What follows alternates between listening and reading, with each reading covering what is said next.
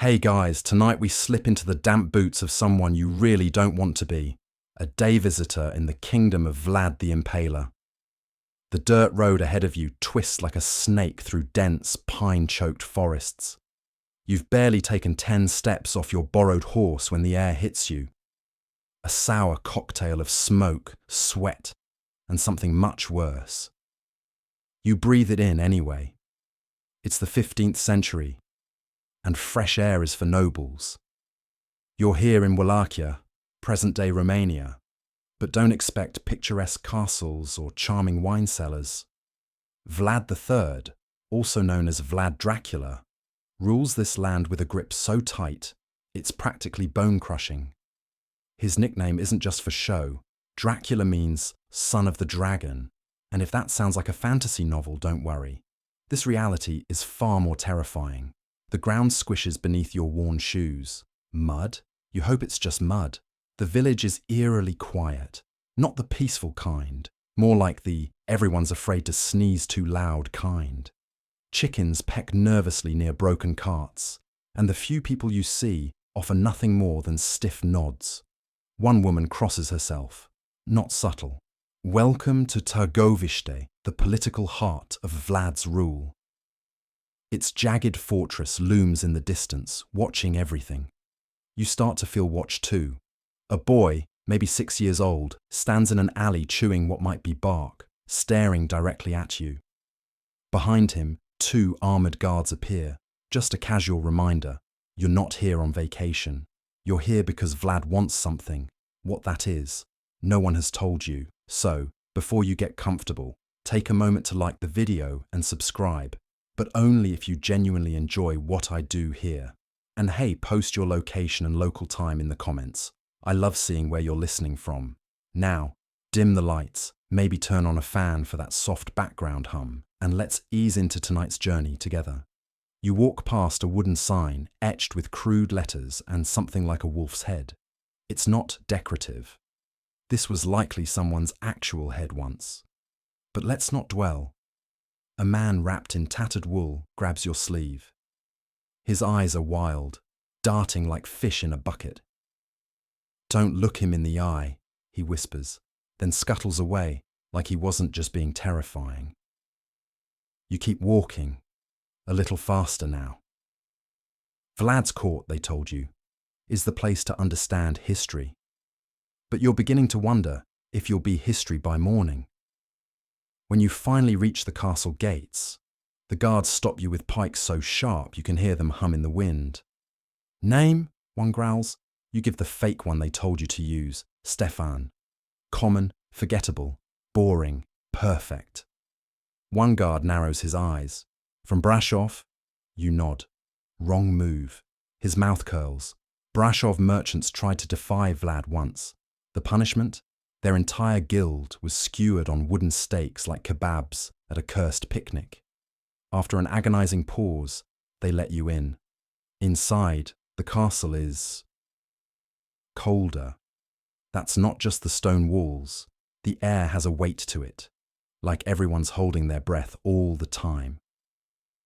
You spot the infamous fresco of Vlad seated among the impaled, an actual historic painting that still exists today. It shows him calmly eating while people writhe in the background. Decorative? Sure. Psychologically scarring? Absolutely. Historians still argue whether Vlad truly dined among his victims or if it was Renaissance-era PR gone wild. Either way, you're not eager to find out. You're led into a waiting hall, long benches, no cushions. Everyone's eyes are darting, just like the man outside. No one speaks. You try to adjust your posture, suddenly paranoid that slouching might be a death sentence, which here it might be. A door creaks. All heads snap forward. You hear him before you see him. Not footsteps. His boots are silent. But the room chills, and you know, that's him. Vlad Tepes. He enters. His figure is lean, robed in black and deep red. His mustache is sharp enough to slice bread, and his eyes, they don't blink much. You try not to look, but then again, not looking might be just as insulting. This is a man who once reportedly punished an entire village for lying by having them all impaled at varying angles, just to see which one lasted the longest. Quirky science, Vlad style. You stand, because everyone else does. He says nothing, just stares, then walks away. That's it. No greeting, no, hello, thanks for travelling back in time. Just that look, and you suddenly feel like your lungs are full of lead. The servant next to you exhales hard. You survived the first look, he mutters. Lucky. Lucky. Apparently, Vlad is very big on first impressions. He believes the eyes reveal loyalty, or its absence. Historians still debate whether this obsession stemmed from his years as an Ottoman political hostage, where manipulation and betrayal were daily breakfast. Hey guys, tonight we slip into the damp boots of someone you really don't want to be, a day visitor in the kingdom of Vlad the Impaler. The dirt road ahead of you twists like a snake through dense, pine-choked forests. You've barely taken 10 steps off your borrowed horse when the air hits you.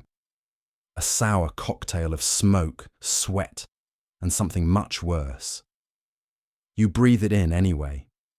It's the 15th century, and fresh air is for nobles. You're here in Wallachia, present-day Romania, but don't expect picturesque castles or charming wine cellars. Vlad III, also known as Vlad Dracula, rules this land with a grip so tight, it's practically bone-crushing. His nickname isn't just for show. Dracula means son of the dragon, and if that sounds like a fantasy novel, don't worry. This reality is far more terrifying. The ground squishes beneath your worn shoes. Mud? You hope it's just mud. The village is eerily quiet, not the peaceful kind, more like the everyone's afraid to sneeze too loud kind. Chickens peck nervously near broken carts, and the few people you see offer nothing more than stiff nods. One woman crosses herself, not subtle. Welcome to Targoviste, the political heart of Vlad's rule. Its jagged fortress looms in the distance, watching everything. You start to feel watched too. A boy, maybe 6 years old, stands in an alley chewing what might be bark, staring directly at you. Behind him, 2 armoured guards appear, just a casual reminder, you're not here on vacation. You're here because Vlad wants something. What that is, no one has told you. So, before you get comfortable, take a moment to like the video and subscribe, but only if you genuinely enjoy what I do here. And hey, post your location and local time in the comments. I love seeing where you're listening from. Now, dim the lights, maybe turn on a fan for that soft background hum, and let's ease into tonight's journey together. You walk past a wooden sign etched with crude letters and something like a wolf's head. It's not decorative.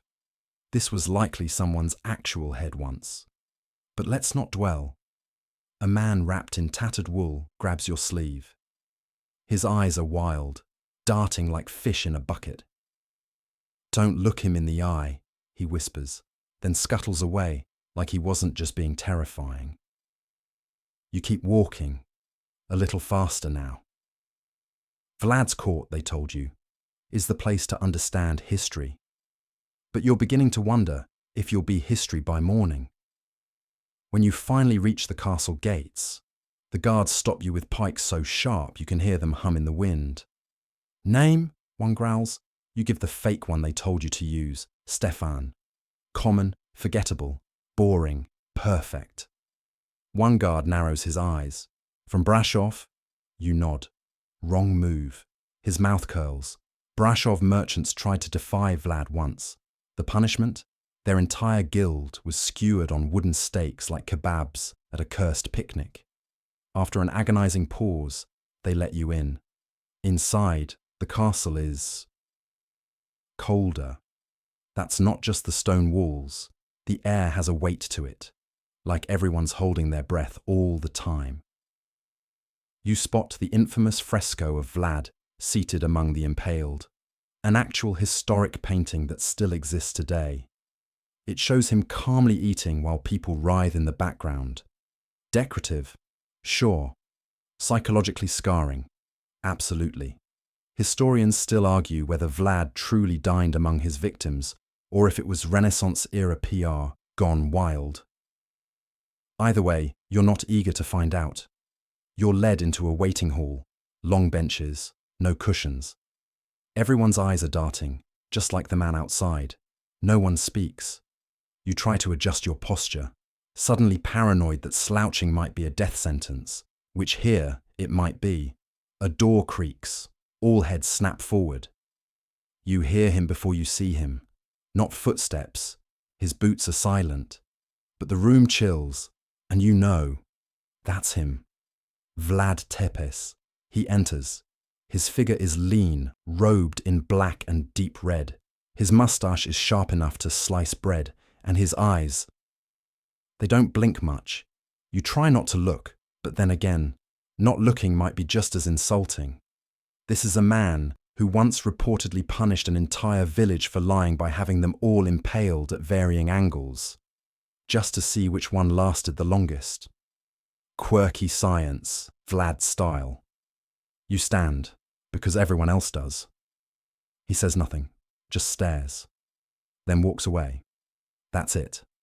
No greeting, no, hello, thanks for travelling back in time.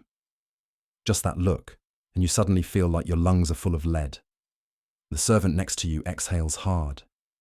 You survive the first look, he mutters. Lucky. Lucky. Apparently, Vlad is very big on first impressions. He believes the eyes reveal loyalty, or its absence. Historians still debate whether this obsession stemmed from his years as an Ottoman political hostage, where manipulation and betrayal were daily breakfast. You don't sleep. Not really.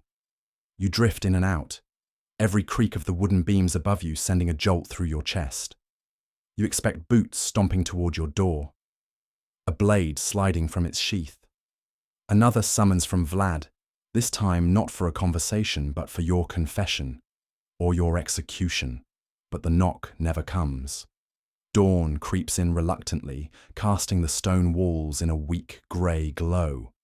There's no rooster crowing here, just the distant clink of metal and the low groan of cartwheels on uneven cobblestone. Someone's hauling something. You don't want to know what. You get up, stretching limbs that feel heavier than usual, like the castle's gravity is thicker somehow. Outside, the courtyard is still. No fresh victims today, at least not yet. But as you step into the corridor, the young boy from before is waiting. Breakfast, he says, then adds, without emotion, you'll eat before the viewing. Viewing. You're taken down a new hallway, one lined with thick crimson drapes. It smells faintly of vinegar and old sweat. You reach a room where a simple wooden table is set with a few meagre items: black bread, goat cheese, and a single boiled egg. You sit, and the boy watches you eat, eyes locked on your face like you might slip poison into your own mouth. Is this normal? You ask. He shrugs. You're lucky. Most guests don't eat. After a few dry bites, he leads you toward the courtyard again, but this time past it, toward a platform. It's high, with wooden steps and a railing. On top stands Vlad, arms behind his back, surveying the valley below. His silhouette is unmistakable, even from behind, shoulders squared, hair like a raven's wing, still in that same blood-hued cloak. You join him silently. Below the platform is a fresh execution field, flat, muddy, churned from cartwheels and boots. In the center, a wagon loaded with sharpened stakes, and beside it, a man bound and gagged, struggling in vain. His face is purple with panic. This one, Vlad says softly, was an innkeeper. He watered the wine, shortchanged my soldiers. You blink, that's it. Disrespect, he says. Disorder. If you let it grow, it becomes rot. Then, almost gently, he nods to a pair of executioners. They move with practiced speed, as if this is just another chore, like chopping firewood. Within minutes, the man is lifted, stripped, and, well, you look away, but not quickly enough. You hear the sound before you see the aftermath. A sort of wet, cracking pop, then silence. The crowd, yes, there's a crowd now, doesn't cheer. They just watch. Blank faces. Children even. One woman knits. You turn to Vlad. Why let them see this? You ask, your voice barely a whisper. Because fear, he says, is like mortar between stones. It binds everything together. You want to protest, but part of you wonders, was it working? Was his realm truly safer because of this horror? Historians still debate this, by the way, whether Vlad's reign of terror actually resulted in lower crime, or if it simply silenced anyone who might report it. Some chroniclers from the time speak in awe of the order he maintained, others in horror at how he did it. He gestures again. Another man is brought forward, this one wearing tattered priest's robes. Preached against me, Vlad says. Said I was the devil. You can't help it. You ask, and are you? He chuckles, quiet, sharp. Would the devil give land to the monasteries? Feed the orphans of war? Then his expression changes. Would the devil do this? You know what's coming. You turn away again. But it's too late. This one screams. And here's the real kicker. Vlad didn't just punish wrongdoers. He punished intent. If he thought you were thinking of rebellion or considering betrayal, he struck first. He believed in preemptive justice. Some say he had spies everywhere, even among his own family. One story tells of a noble who toasted to a freer Wallachia.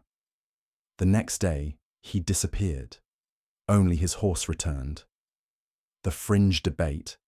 Some believe Vlad was psychically convinced of his own righteousness, that he saw his actions as divinely guided, a sword of heaven, not a demon of hell. There are even stories that he fasted before executions, cleansing himself to act as God's hand. You feel lightheaded. Maybe it's the lack of sleep, or maybe it's the sheer absurdity of this moment. You're standing next to Vlad the Impaler, watching people die, and somehow he thinks he's the hero. And that's what makes it all worse, because back in your world, people debate him like a legend, a spooky story, a monster, a misunderstood patriot. But here, in this moment, he's flesh and blood, calm, justifying everything with a philosopher's tone. It messes with your head. You think about how close this history is to your own timeline. We're not talking thousands of years ago. This is just a handful of centuries back. Vlad walked the earth while Da Vinci was sketching flying machines. While Gutenberg was printing his first Bible, you return to the castle with a strange hollowness in your chest. It's not hunger or fear anymore. It's something harder to name. Like you're stuck between two realities, one where people live under laws and morals, and this other one, ruled by whispers and wooden stakes. Back inside the fortress, you're led down a different corridor this time. Past old tapestries, thick with dust and the smell of moth oil. One shows a serpent strangling a lion. Another, a bat with outstretched wings, crowned in gold. You pause at that one. It looks oddly familiar. Vlad notices your interest. Ah, the Order of the Dragon, he says. The what now? He smiles. A brotherhood. My father joined it to protect Christendom from the Ottomans. It gave us our name. Dracul. Dragon. He pauses, lets that sink in. Or devil, depending on who you ask. That's right. You're walking with the son of Dracula, the original Dracula. And that dragon emblem tapestry.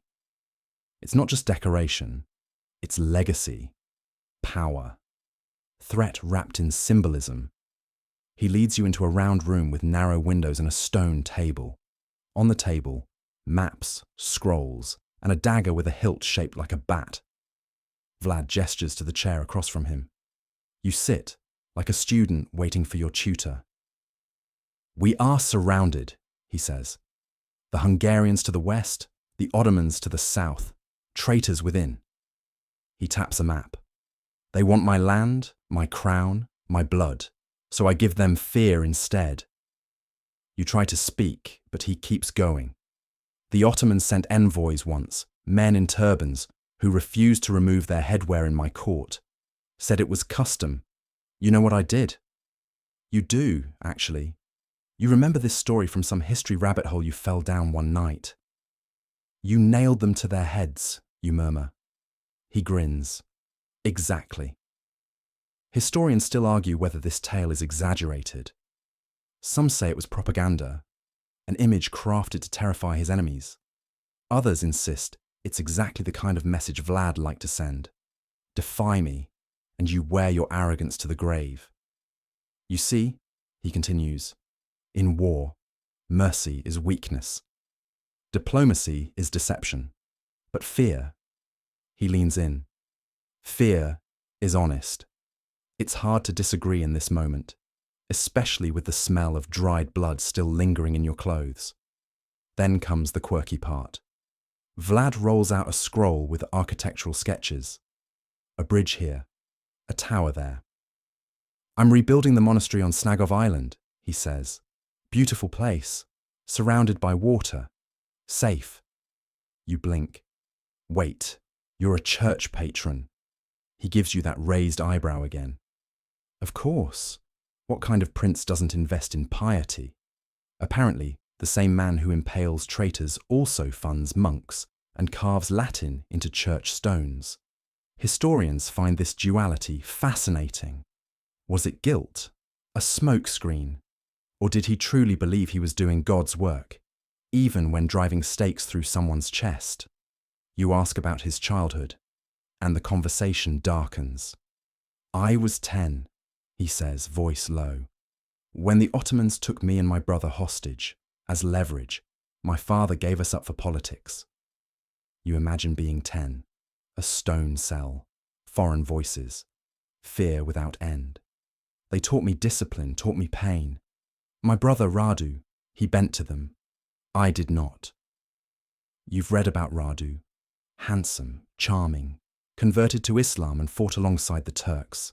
A mirror opposite to Vlad, soft where he was sharp. He betrayed our blood, Vlad says coldly. Chose silk over steel. And suddenly, it's not just political, it's personal. He talks more, pacing now, about the nobles who murdered his father, the alliances broken by greed, the nights he spent planning revenge like a chess game, every move calculated, every opponent accounted for. You listen. Because what else can you do? This man is many things, killer, leader, philosopher, but most of all, he is convinced. Every cruel act is part of a grand design, a future he believes only he can secure. And in some twisted way, it worked. Wallachia, his realm, was safer than most at the time. Merchants reported leaving gold on the road without fear of theft. A golden cup sat at a public fountain, untouched for months. Order, Vlad says simply, by any means. You glance at the scrolls again, the plans for his country, and you realize you're not in the presence of chaos. You're in the presence of control, total, calculated, terrifying control. Then the boy appears again. Guests, he says. Vlad looks up, expression unreadable. Good. We'll show them hospitality. You follow him back into the throne hall. It's filling now. Courtiers, guards, scribes. Among them, 2 nervous-looking men with long coats and foreign accents. Hungarian, maybe. They bow. Vlad welcomes them, warmly. He offers wine, asks about their journey, compliments their boots. It's all so polite. You recognize the performance instantly. This is how he lulls them. A velvet glove over a very sharp dagger. Then, casually, he asks, "What would your king think if I marched north tomorrow?" The sun is setting behind the Carpathian ridges now, bleeding into the clouds like someone tipped over a pot of molten copper. You barely notice it. Your mind is still tangled in Vlad's calm cruelty and those Hungarian envoys who may or may not be fertilizer by morning. You follow him again, He seems to never stop moving as he heads toward the castle's south wall. This time, the stairs creak under your feet. Not because they're old, but because you're beginning to feel the weight of your place here, a silent observer in a story most people wouldn't dare to whisper. As you step out onto the stone parapet, the air shifts. Colder, sharper, the kind that makes your teeth ache just from breathing. Below, torchlight flickers along the horizon, stretching from the edge of the forest to the outer gate. Rows of something vertical, hundreds, maybe thousands.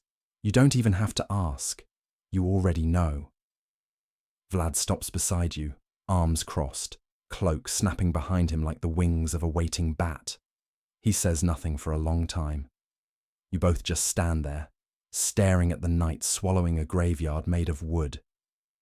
"You've heard of the Forest of the Impaled, haven't you?" he says at last. You nod. Who hasn't? But knowing about it and seeing it are different. So much more different than your brain can process in one go. "I wanted them to see it from miles away," he adds, his voice almost poetic. "To smell it on the wind. A message they could never misread. According to records, well, some records, the Ottomans once retreated without engaging when they came upon this ghastly welcome. Tens of thousands of stakes, each holding a corpse. Men, women, horses even. Vlad had lined the road with his enemies like grotesque fence posts. Historians still argue whether the numbers are inflated, possibly exaggerated by terrified scribes or later enemies who wanted to make Vlad seem more myth than man. But even if it's only half true, that's still thousands of bodies. You can't help but whisper, How could anyone do this?" He doesn't answer right away. Instead, he tells a story. "Once I invited all the poor, the sick, the beggars of Targovishte to a great feast. Food, drink, fire to warm them. They were so grateful. You remember this one too. And when they were inside, I locked the doors and burned the building to the ground." You flinch. He doesn't. "I told them, now no one will be poor in my land." He says it like a joke, and you realize, in a sick way, it is a joke. One he tells himself perhaps when he can't sleep, if he ever sleeps. You back away from the parapet slightly. You've heard of tough rulers, harsh kings, ruthless warlords. But this is biblical, and yet, somehow, impossibly, the land below is quiet. Still. Like the trees and birds and even the air know not to provoke him. Down in the courtyard, you see peasants moving in a line, carrying firewood or water buckets. No one dares speak. No one even looks up. You ask, "Do they fear you too?" He nods slowly, as they should. "But do they love you?" He smiles, a slow, sardonic thing. "You don't need love to rule. You need results." And there's the core of him, laid bare. Even now, historians debate whether Vlad was a monster or a misunderstood patriot. One side paints him as a psychopath who bathed in cruelty. The other sees a brilliant tactician who stabilized a vulnerable region caught between empires. Maybe it's both. Maybe that's the scariest truth of all. He gestures for you to follow again. As you head back into the castle, you spot a few soldiers unloading something from a cart. Covered bundles, heavy ones. One slips. Its covering folds back just enough for you to see a pale arm, stiff and blotched. No one reacts. It's just another shipment of bodies. You're taken into a smaller hall this time. Candles glow in iron sconces. A long table is set, wooden plates, rough bread, meat and gravy so thick it might have been ladled with a trowel. Vlad takes the seat at the head. You're guided to the side. He raises a goblet. To unity.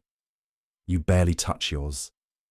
The meat tastes fine, but you can't help wondering where it came from. The animal, the town, the victim. There's a reason his stories scare even the storytellers. Then comes something unexpected. A jester, of all people, cartwheels into the room. Bright tunic, Silly hat. A performance begins, juggling, singing, limericks. It's completely out of place, and yet Vlad watches with something close to amusement, until the jester mocks a nobleman too harshly. Vlad stands, walks to him, and just like that, runs a dagger across the man's throat. Not deep, not fatal, just enough to slice the skin and stain the collar red. The jester goes white as chalk. Vlad smiles again. Remember your place. You sit frozen, your goblet trembling in your hand. The jester nods, bowing deeply, and backs away like a mouse who almost got stepped on. Later, the jester disappears. No one says where. Vlad resumes eating. You're not sure how much time has passed. Minutes? Hours? Days? The air in Vlad's castle moves like syrup. Slow, thick, hard to breathe. Your body feels heavier by the minute, as though this place is feeding on your energy. Or maybe it's just the constant fear crawling up your spine, whispering that your every breath might be your last. Tonight you're led to a room with windows facing the east wall. The mountains peer back at you like silent grey giants, indifferent to your presence. It should be peaceful. It's not. Because the screams are back. They start faintly, like an echo of a memory, but grow louder as the night deepens. You ask the guard at your door what's happening. He simply shrugs. Punishments. You don't press. But it makes you wonder, what exactly counts as a crime here? Turns out, Vlad has very specific standards, and tonight, you get a taste of them. In the Great Hall, a new group of guests has arrived. Merchants, well-dressed, confident, and clearly nervous. They bow too low, speak too fast. You recognize the kind of energy people get when they know they're walking through a minefield barefoot. One of them presents a chest of coins, tribute, or maybe a bribe. It's not clear. Vlad doesn't even glance inside. Instead, he leans forward with a small smile. How honest are you? The merchant hesitates. My lord, very honest. Wrong answer. Vlad turns to a soldier. Impale him. Gasps ripple through the room like a gust of wind. The merchant drops to his knees, begging. Vlad ignores him. I don't tolerate liars, he says, sipping from his goblet like this is just another Tuesday. Historians still argue whether Vlad's obsession with honesty was rooted in deep-seated trauma, perhaps betrayals from childhood, or simply a method of psychological control. Either way, the result is the same: absolute fear. Later, you learn that he once nailed a thief's hat to his head because the man wouldn't remove it in Vlad's presence. Yes, literally nailed. That wasn't just petty vengeance, it was a lesson. To everyone. And you? You're realizing just how exhausting it is to second-guess every blink, every breath, every tiny twitch of your fingers. Even the staff lives under this constant pressure. You see a servant spill a few drops of wine onto the stone floor. His face turns the color of milk. He immediately drops to his knees, wiping it with his sleeve, then licking the stone clean. You glance at Vlad. He hasn't even looked up. This might seem extreme to you, but it worked. For a time. One of the more surprising facts. During Vlad's rule, crime reportedly plummeted. Travelers could leave sacks of gold unattended in the forest, and no one would touch them. People shut up, behaved, obeyed. Not out of respect, but out of terror. Still, was it truly peace, or just silence? That's a line Vlad doesn't care about. And tonight, neither can you, because now, he's watching you. Tell me, he says, cutting a chunk of bread with a dagger that still gleams faintly red at the tip. What would you do with power? You stumble through a vague answer. Something about justice, fairness, order. He smiles. So, nothing useful. And just like that, you realize your mistake. You tried to sound noble. Here, nobility gets people killed. Another servant rushes in, whispering something into Vlad's ear. You can't hear it, but he frowns. "Bring her," he says sharply. Moments later, a young woman is dragged in, maybe 17, maybe 20. She's trembling, barefoot, her dress torn at the shoulder. She was seen consorting with a boy from the Ottoman border, the guard explains. "Is that true?" Vlad asks her gently. She can't speak, just shakes her head. "Then we'll find out together," he says. "You want to look away. You really do. But something in the room, maybe fear, maybe curiosity, pins your eyes open. A soldier brings in a strange device. Not quite a chair, not quite a bed. Wooden, spiked. You've seen sketches of things like this in medieval torture books, but this one looks worse in person. Raw, purpose-built. You hear your heartbeat louder than the girl's sobs. But Vlad surprises you. He waves a hand. "Number, let her go. She's pregnant." Everyone freezes, even the guards. "She didn't know it, but I do," he adds. You're not sure if he's bluffing, trying to play God, or if somehow, terrifyingly, he's right. She's released, sobbing as she runs from the room. Vlad leans back and closes his eyes. "Sometimes," he says, "mercy is the cruelest punishment." That line sticks with you longer than any scream, because he's right, in his twisted way. That girl will never sleep again, never forget the sensation of her own heartbeat begging her to live. He gave her life and took her peace. And in this place, peace is the rarest currency. Later that night, back in your room, you stare at the ceiling, listening to the distant howling wind. Or is it someone's cry? You imagine what would happen if you stayed longer. Days, weeks. Would you adapt? The corridors you walk through now are colder than before. Colder in a way that settles not just on your skin, but in your chest. It's well past midnight, though you've long stopped trusting clocks in this place. Time seems to warp around Vlad's whims. If he wants night to last forever, it will. And you, poor guest that you are, have no say. The servant leads you deeper into the belly of the castle. You pass arched stone passages and tight stairwells that smell of mildew and wet leather. Somewhere in the distance, a chain scrapes the floor. Somewhere else, water drips, steady, echoing, unnerving. You're about to ask where you're going when the servant stops before a heavy wooden door bound in black iron. Without a word, he pushes it open. Torchlight floods out. Inside, Vlad waits, alone. No throne, no guards, just him kneeling beside a long wooden table. "Come," he says, waving you forward. His voice is calm, like he's inviting you to a tea party. You approach slowly, then you see it.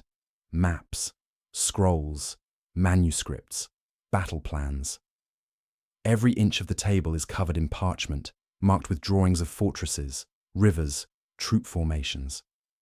Some are stained with what looks like ink, though you wouldn't bet your life on it. "This," he says, gesturing broadly, "is how I win."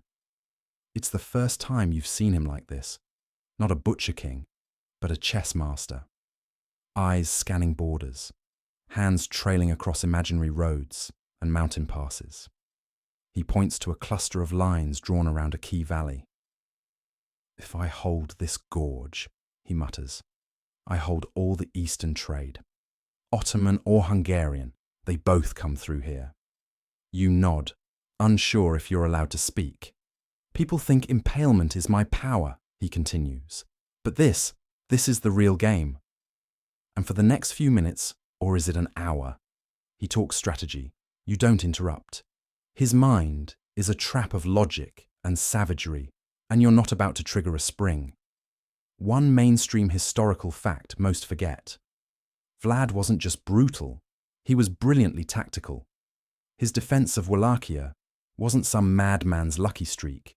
He used terrain, psychology, and misinformation as weapons. The infamous night attack of 1462, a legendary maneuver. With a small force, He raided the massive Ottoman camp at night, creating chaos and nearly assassinating Sultan Mehmed II himself. Historians still argue whether that attack was meant to kill the Sultan or simply terrify him into retreat. Either way, it worked. But tonight, Vlad shows you the darker part of his strategy, misinformation through fear.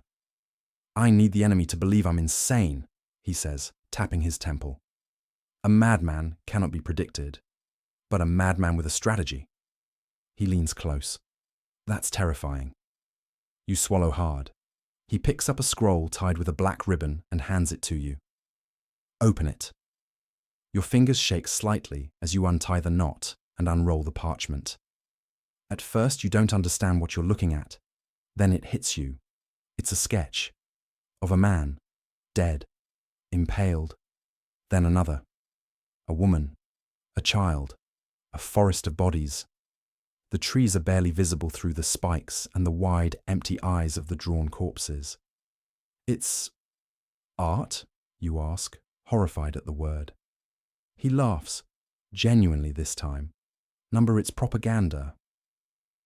Apparently, Vlad had artists illustrate his gruesome punishments, then sent them to rival courts and cities. These weren't just threats, they were stories. Myths, really. Horror tales designed to live in minds long after the ink dried.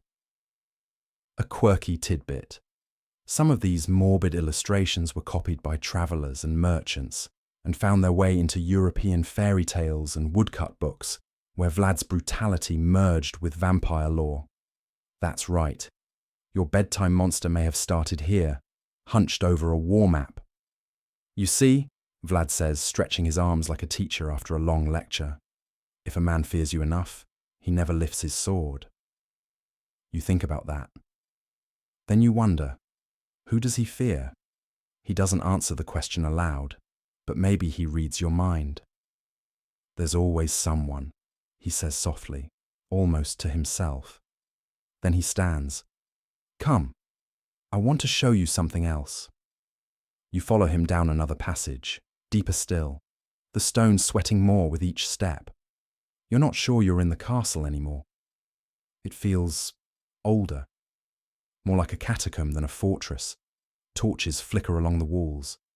Ahead, a heavy scent drapes the air, smoky, but not from wood. Something burnt, something once living. You reach another chamber. Inside, silence, but also tension, like a held breath. A row of heads lines a shelf carved into the wall, preserved somehow, pale, still, eyes closed, not rotting, not fresh, just paused. "This," Vlad says, "is what happens to those who betray me." He doesn't raise his voice. He doesn't need to. You recognize one of the faces, barely. A man who had laughed too loudly in the Great Hall 2 days ago. Said something about Hungarian wine being better than Wallachian. Just a joke. You wake to the sound of wind, but it's not natural. It howls through slitted windows like a living thing, whining and whispering, tugging at your nerves. You slept, somehow, but not well. You dreamt of maps bleeding ink, heads blinking open, and Vlad leaning close, whispering secrets you couldn't understand. The castle feels different today. Colder, quieter. You step into the corridor outside your chamber, and even the servants are fewer, their footsteps hushed, like they're tiptoeing around fate itself.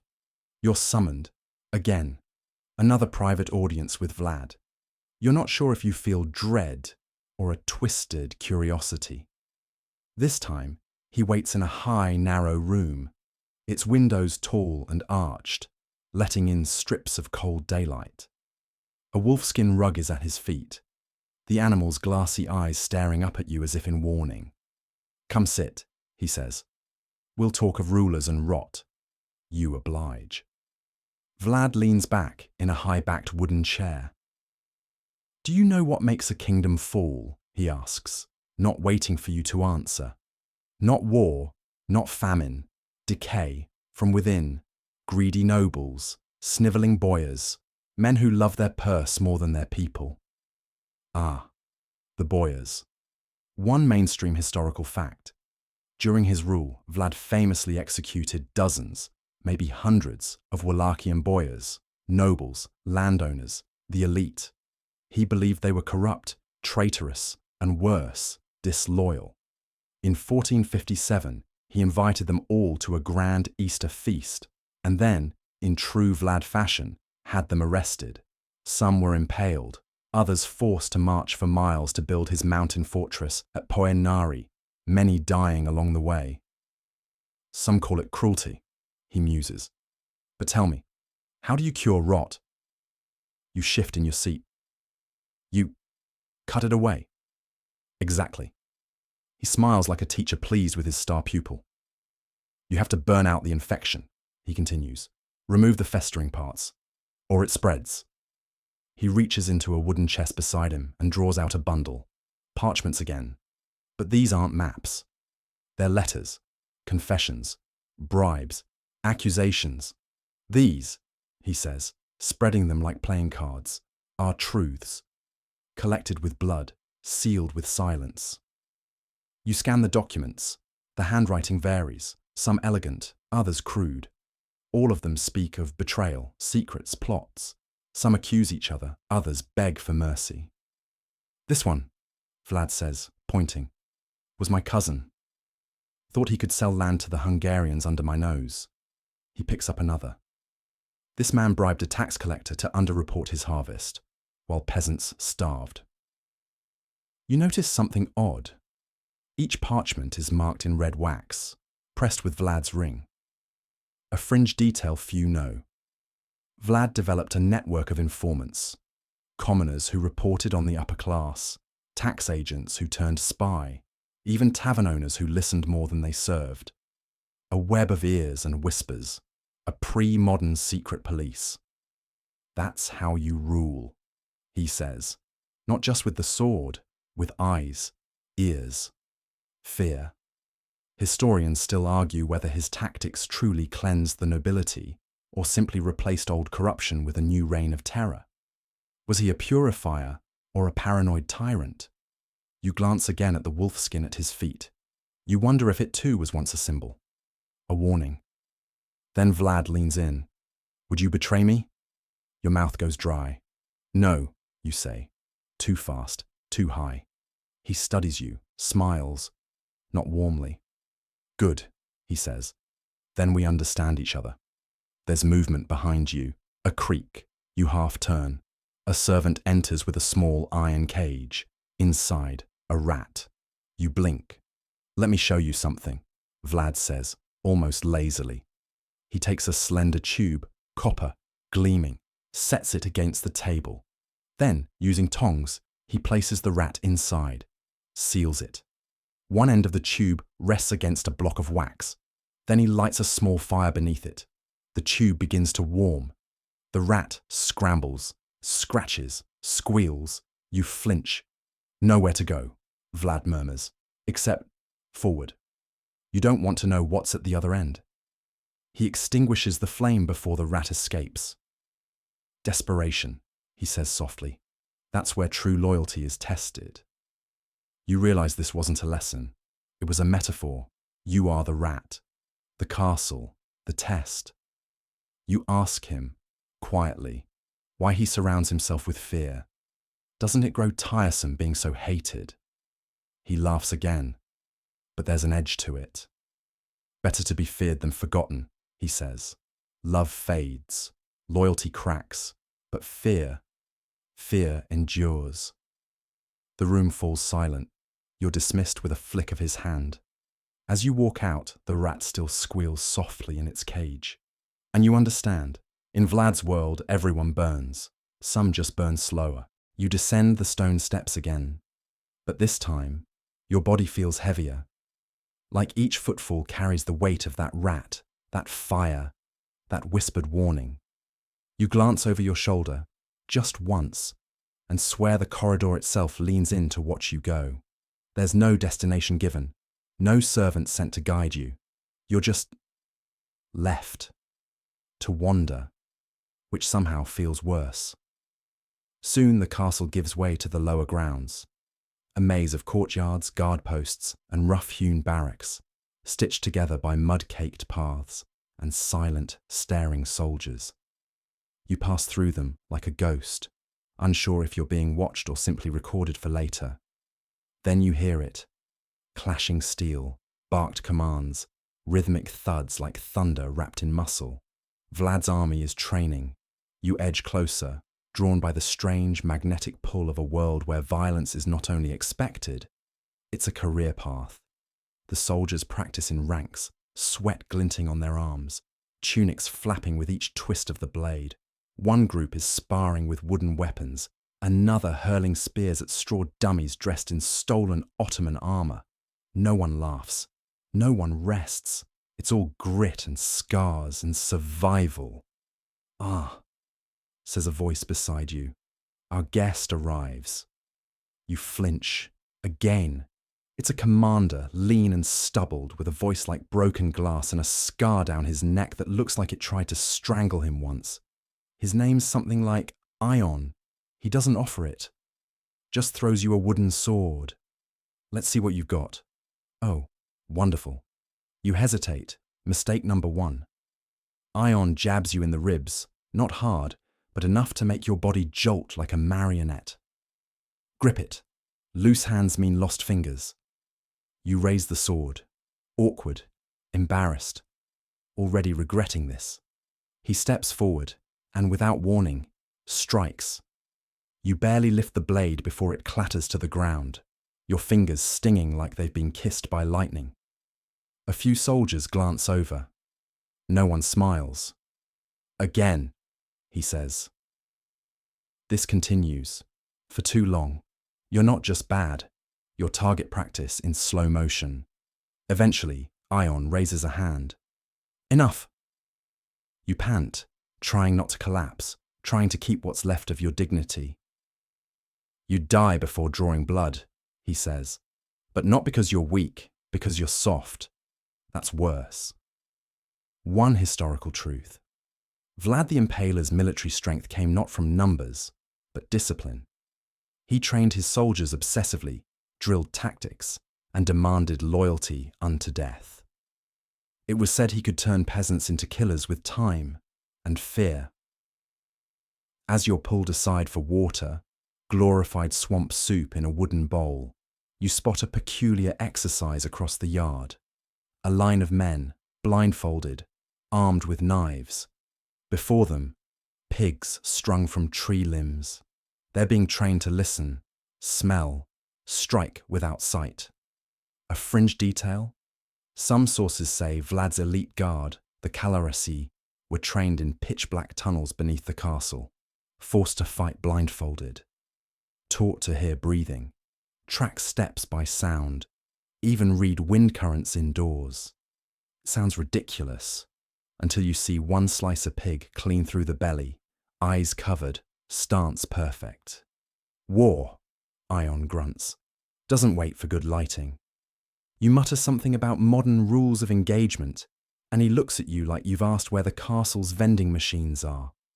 You wonder aloud how Vlad keeps such loyalty among his men. Doesn't fear eventually backfire?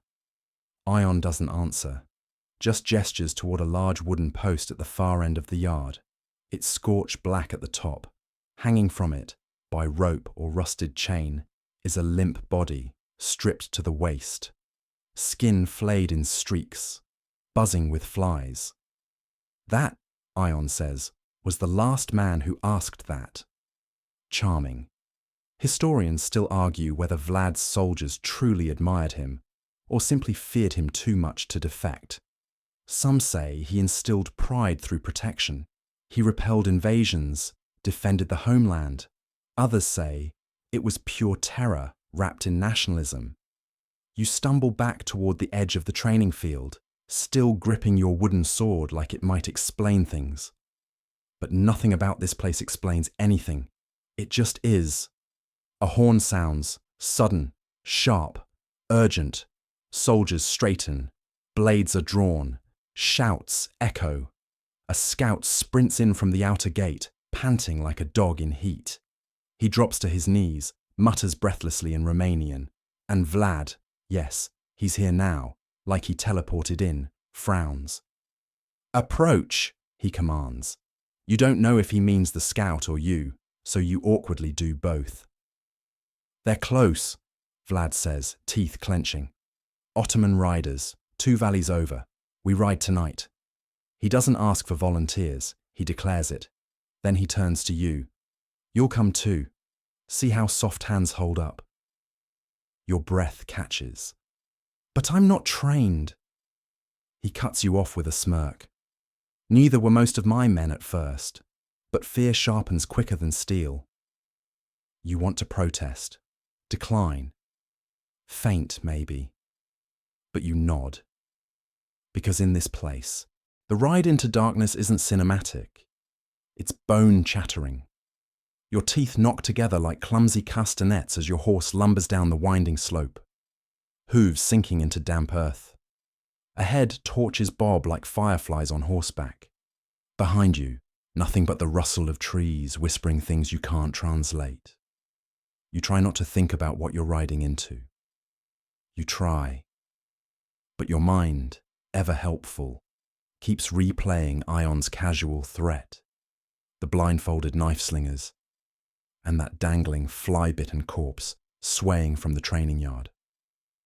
No one speaks, except Vlad. He talks to his horse, softly, in some strange tongue that sounds like a lullaby gone sour. You strain to hear, and for a second, just a second, you wonder if he's singing to it. Your horse, on the other hand, hates you, you can tell. Every step is a test of loyalty.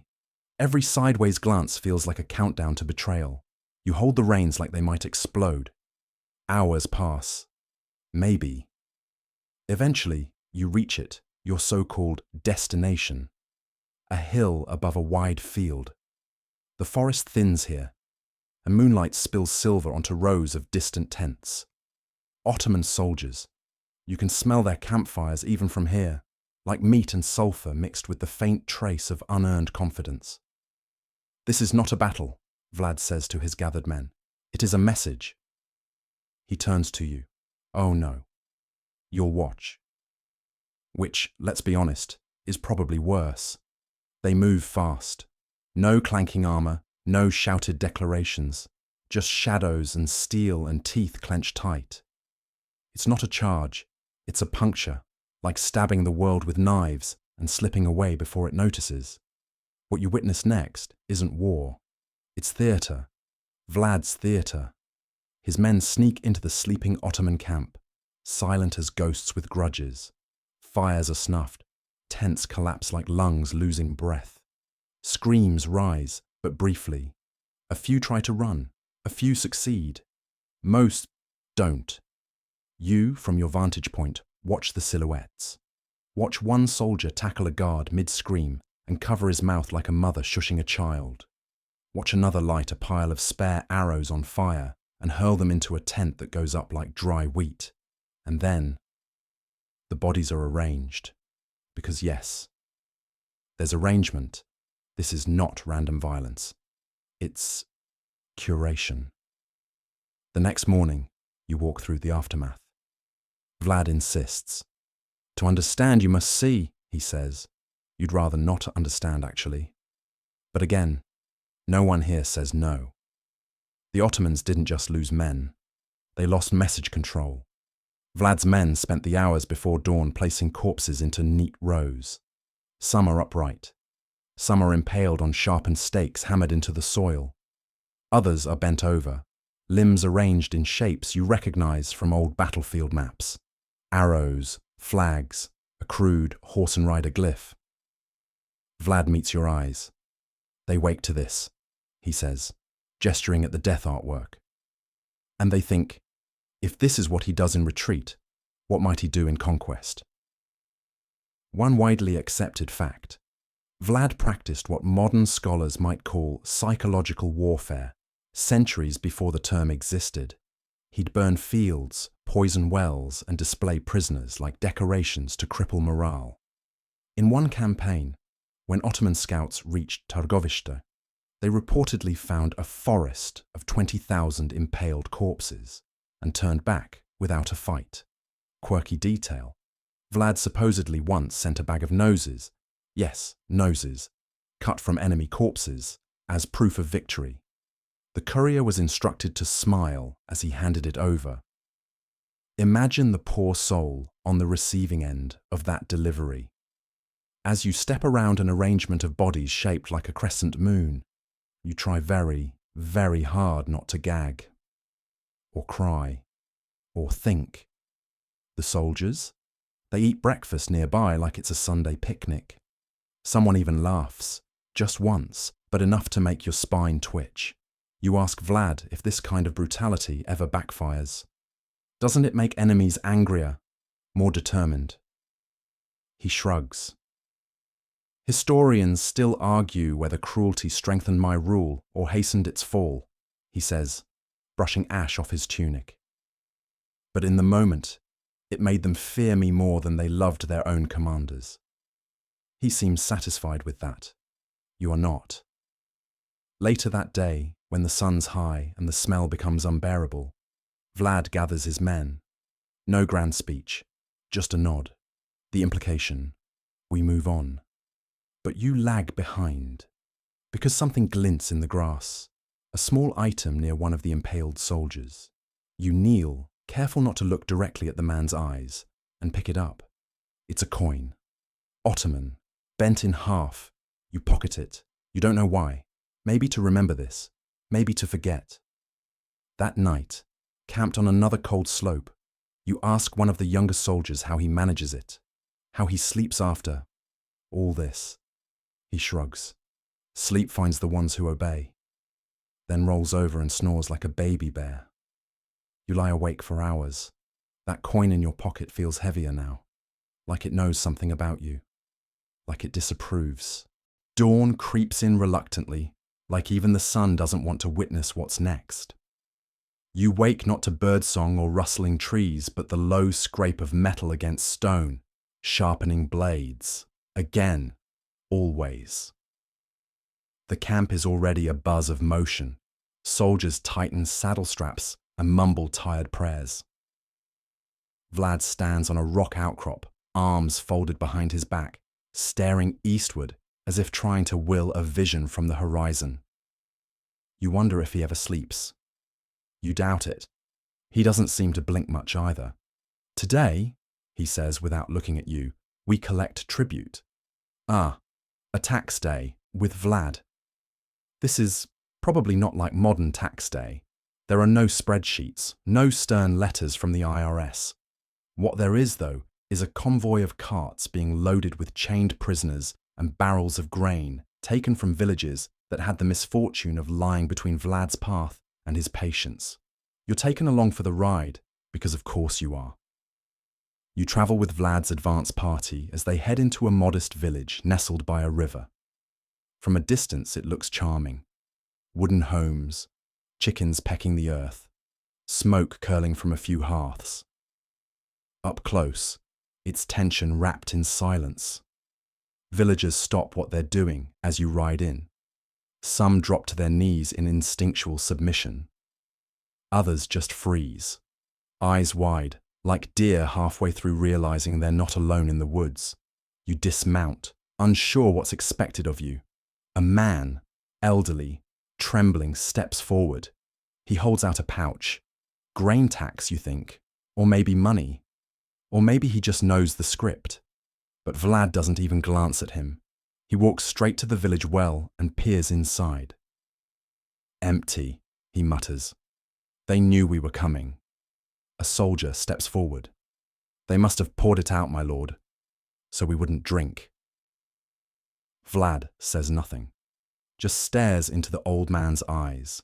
And in that moment, you get the sinking feeling that your breakfast might not stay down.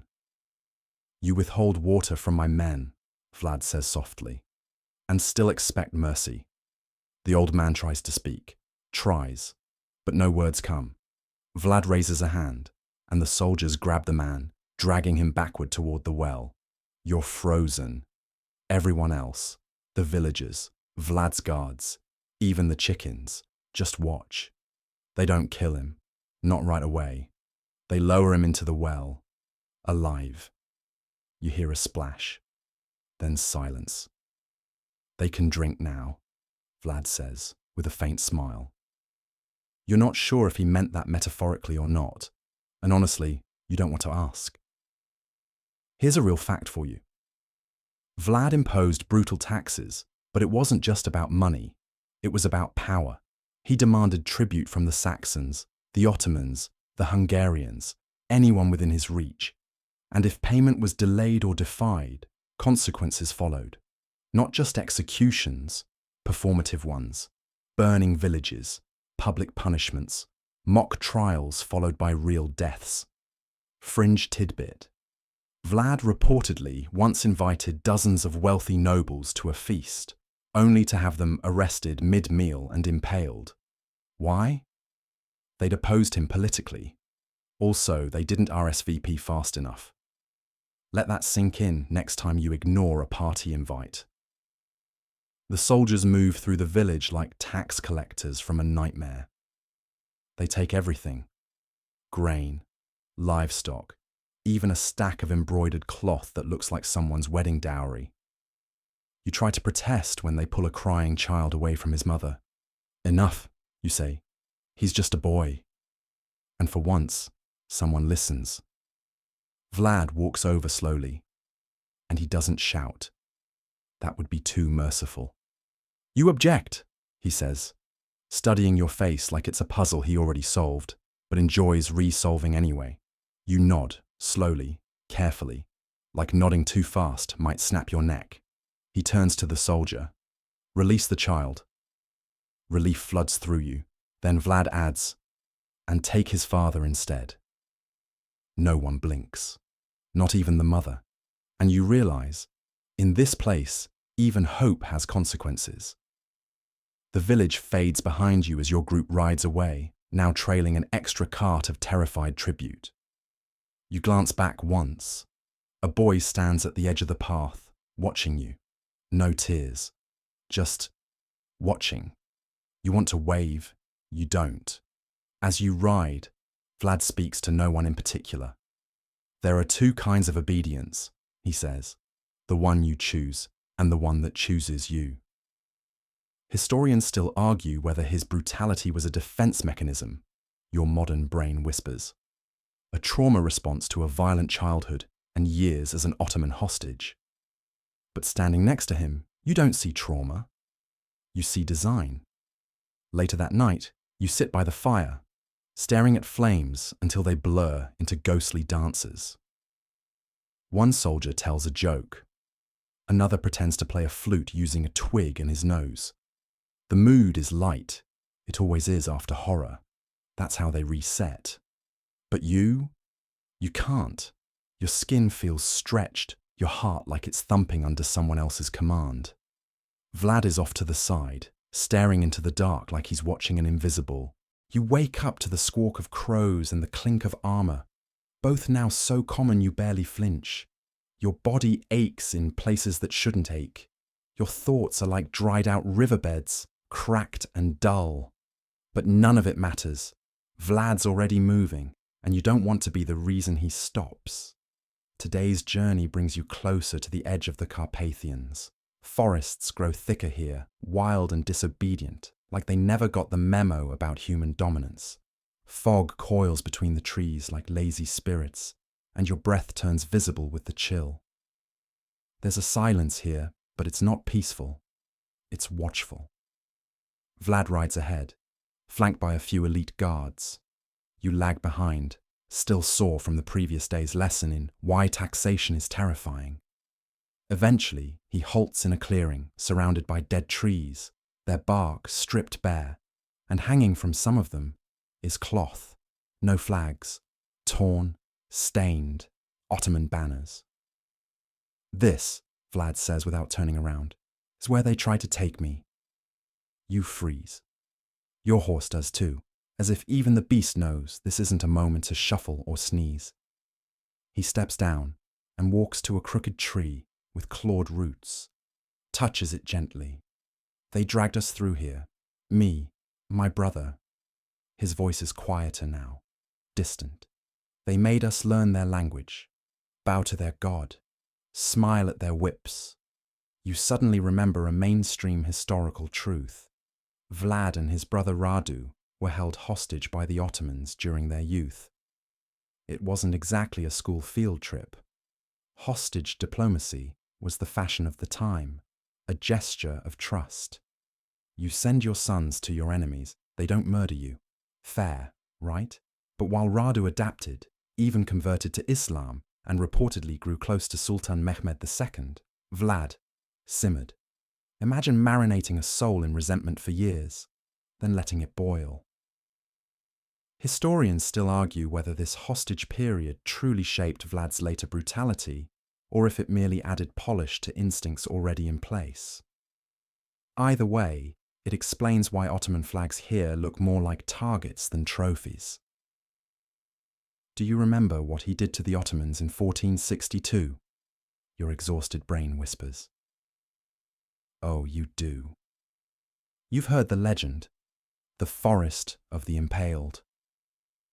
That spring, the Ottomans invaded Wallachia under Sultan Mehmed II, hoping to squash Vlad like a bothersome insect. What they found instead was a macabre display. 20,000 impaled corpses lining the roads into Târgoviște. Soldiers, peasants, entire families, spiked, displayed, and left to rot in the baking sun. Eyewitness accounts say the smell hit long before the view. Even Mehmed, conqueror of Constantinople, was so shaken that he turned back. That's the kind of psychological warfare that doesn't come from military school. That comes from something else. You know what they never say? Vlad murmurs now, still touching the tree. No one ever thanks me for the peace. You blink. Peace. You ride safely through these woods because they fear me, he adds. I build fear like walls, stronger than stone. You want to argue, want to say peace built on fear is just tension with a leash. But you don't. Not here. Not where so many banners hang in shame. That's when a rider gallops in from the south. A scout. His armor clinks like urgency itself. Sire, he pants, dismounting. There's movement. Along the ridge. Not ours. Vlad's eyes narrow. Ottoman? The scout nods. A party. Small. Perhaps diplomats. A flicker of something passes over Vlad's face. Disgust. Memory. Strategy. He mounts again, turning to you. Come, you'll learn how to greet guests. You gallop uphill, hooves muffled in moss and wet leaves. When you arrive, there they are. 6 Ottoman riders, cloaked and calm, bearing the crescent emblem of Mehmed's court. They bow respectfully. One steps forward. We come with words from the Sultan. Vlad doesn't respond, just stares. The diplomat continues. He invites you to Istanbul. There is much he would negotiate. And he wishes to remind you that your brother, Radu, serves him loyally. That last sentence lands like a dagger dipped in guilt. The air tightens. Vlad speaks softly. My brother serves. I do not. He lifts a hand. The guards seize the diplomat. You step forward instinctively. Wait. They're envoys. Vlad turns to you, and for the first time, you see it. Not rage, not cruelty, but calculation. A man who sees not 6 riders, but a message in return. They know I don't play by their rules, he says. So why pretend? What happens next is deliberate. The 6 are not killed, not tortured. They are humiliated. Their horses are stripped. Their clothes taken. They are given peasant robes and a bag of coins, sent back on foot, back to Mehmed. Tell him, Vlad is saying, that I don't bow. Not to him, not to memories, not even to blood. You watch them disappear into the woods, slower now, heads low. It could have been worse. You know that. They know that. Maybe that's the point. Later, back at the campfire, someone tries. You're barely awake when the trumpets sound. They're not celebratory.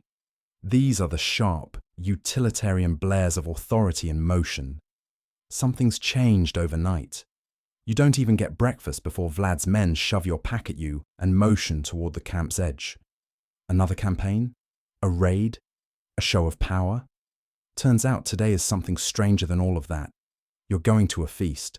No, not a peaceful dinner. This is a Wallachian diplomatic feast, the kind that starts with roasted lamb and ends with someone's trust being torn apart like overcooked bread. You soon find yourself inside one of Vlad's fortresses, an actual stone labyrinth where light struggles to survive past the arched windows. You're ushered into a dim, great hall. Long tables stretch beneath high ceilings, and at the center sits Vlad, draped in his finest black cloak, his silver goblet already half full. The fire crackles behind him, casting flickering shadows across the walls. You smell meat, bread, wine, and something acrid beneath it, like metal and mold. The guests arrive next. Boyars, noblemen, political elites, each one dressed like a walking treasury, silks, jewels, too much perfume. They bow stiffly to Vlad, though it's more of a formality than genuine submission. You take your seat along the edge of the gathering, trying not to draw attention, but your eyes catch something peculiar. The chairs, some are slightly taller, their backs oddly reinforced. Are they spiked? You glance again. The spines are subtle, polished to a gleam, but unmistakably dangerous. You suddenly remember a historical fact scholars love to drop. Vlad once invited hundreds of disloyal boyars to a grand feast, only to have them arrested, or worse, by the end of dessert. Some say he executed them on the spot. Others claim he forced them into hard labor, building his Poenari fortress. Either way, they didn't go home full. Today feels like a rerun. Drink, Vlad says, lifting his goblet. The room echoes with the clink of silver and forced laughter. The food is rich: roast boar, garlic sausages, sour plums, and honey-glazed pastries. For a moment, it almost feels civilized. Almost. But you can't help noticing the guards lining the walls, hands resting not on plates, but on swords. One of the boyars speaks up, a round-faced man with a smug voice and a stomach more wine than flesh. "My prince," he chuckles. "We heard tales that your methods are sharp." But surely those are just peasant exaggerations. Vlad smiles, a cold, slow spread of lips. "Do you doubt their tongues, or my blade?"